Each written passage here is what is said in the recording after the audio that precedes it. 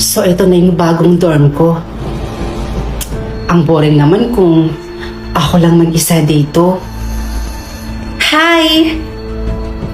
Ikaw siguro yung magiging roommate ko. Sky nga pala. Oh, hi! I'm Bianca. Akala ko ako lang mag-isa dito. Yun kasi yung sabi nila sa akin eh. Sa akin nga lang din eh. Siguro hindi lang sila na-inform na may makakasama tayo sa room. Actually, kakalipat ko lang din naman dito sa dorm na to eh. Gawa ng may aberya dun sa dorm ko.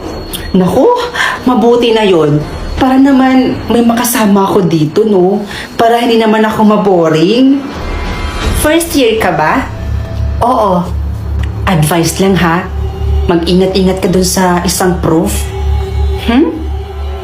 At sinong professor naman? Doon kay Mr. Gomez. Delikado yun. Kaya iwasan mo. Hey, Sky! Alam mo, napapansin ko lately, bakit palagi kang mag-isa? Like, wala kang kausap? Wala ka bang friends? Ayaw na nila lahat sa akin eh. At kasalanan yon ni Mr. Gomez. Ano ba kasi talagang meron dun sa Mr. Gomez na yan? Basta! Sundin mo na lang ako! Huwag na huwag kang lalapit sa lalaking yun. Umiwas ka na lang! Alam mo, hindi rin kita maintindihan eh. Pinapaiwas mo ako sa taong wala naman dahilan. Ang hirap mo talaga paintindihin eh, no? Ang simple lang naman ng sinasabi ko. Diyan ka na nga.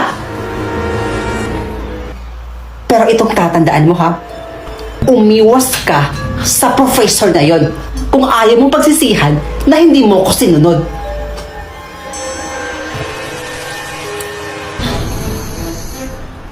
Hoy Bianca! Bakit ba ang tigas-tigas ng ulo mo? Bakit mo kasama si Mr. Gomez kanina? Di ba sabi ko sa'yo, iwasan mo yung lalaking yon? Delikado yun! Teka nga, umamin ka nga sa akin. Bakit mo ba ako pinapaiwas kay Mr. Gomez? Anong dahilan? At tingnan mo nga yung sarili mo, oh. Inis at galit na galit ka. Dahil binagsak niya ako sa isang subject. Dahil lang sa hindi ako pumayag na mabuyin niya yung katawan ko. Binlockmail niya ako. At siniraan pa niya ako sa buong school. Ipinagkakalat niya na ginagamit ko yung katawan ko para lang makapasa.